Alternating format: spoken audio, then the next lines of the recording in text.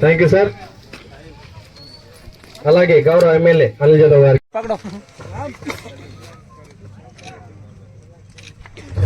వారి యొక్క నేతృత్వంలో సౌజన్యంతో మరి ఇప్పుడే అక్కడ కబడ్డీ కానీ ఇక్కడ క్రికెట్ మరి కార్యక్రమాలు నిర్వహించుకోవడం జరిగింది. ఈరోజు మరి అయితే బహుమతుల ప్రదానం చేయడానికి కొరకు మేము మీ ఊరుకు రావడం జరిగింది.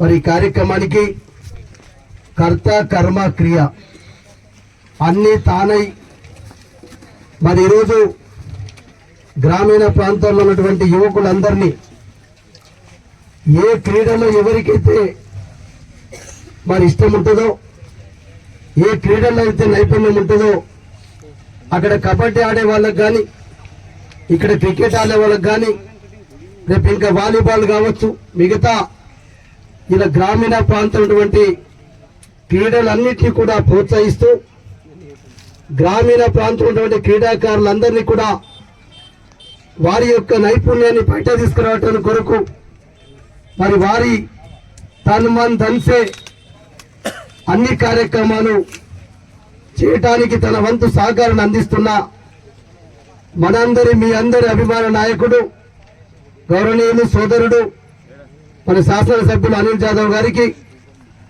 గౌరవ నేను చాలా మంది ఆదిలాబాద్ లో కూడా ఇక్కడ నేను చెప్పొద్దని చెప్పలే. నేను ఆదిలాబాద్ లో డైరెక్ట్ ప్రకటన, ఎందుకంటే వీళ్ళ క్రీడాకారులకు కూడా ఒక ధైర్యం ఇస్తున్నా.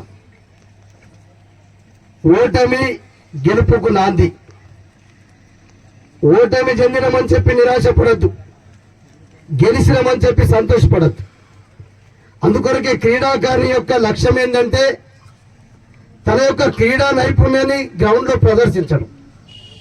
ఓడుతామా గెలుస్తామనేది కాదు.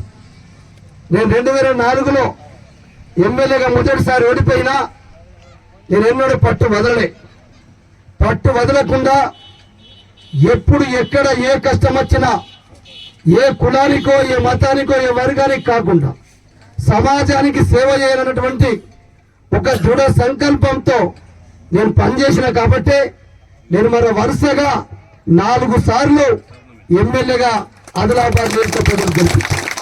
అందుకొరకనే క్రీడాకారులకు కూడా ఒకటే సూచిస్తున్నా, మీరు కూడా గెలుపు ఓటములకే ముఖ్యం కాదు. ఇలా ఎమ్మెల్యే గారు చెప్పారు, ప్రశాంతంగా మరి ఇలా సామరస్యంతో ఎక్కడ కూడా ఇలాంటి చిన్న చిన్న పొరపాటు జరగకుండా ఒక స్నేహభావంతో మరి స్నేహాన్ని పెంపొందించుకోవడానికి కొరకే ఈ క్రీడలు ఏర్పాటు చేస్తారు తప్ప వేరే ఉద్దేశం కాదని చెప్పి ఇలా తను కూడా 3 సార్లు ఓడిపోయినా ఈ బోతు నియోజకవర్గ ప్రజల్ని వదలలే, బోతు నియోజకవర్గ యువకుల్ని వదలలే.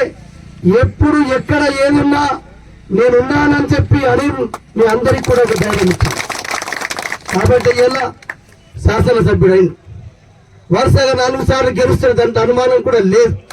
కానీ మరి గెలవాలంటే మీ అందరి సహకారం కూడా అవసరం. నేను కూడా 4 సార్లు గెలిచినప్పుడు నేను కూడా ఒక ఫగర్ తోటి ఉంటే ఇన్ని క్రికెట్ పెడతా, ఇన్ని కబడ్డీ పెడతా, ఇన్ని ఖోఖో పెడతా, నేను డైరెక్ట్ ప్రకటన ఇచ్చేసిన. ఏ క్రీడాకారుడు ఏ ఆట ఏ ఊళ్ళో పెట్టినా జోగు రామన్నది మొదటి ప్రైజ్ ఉంటుంది.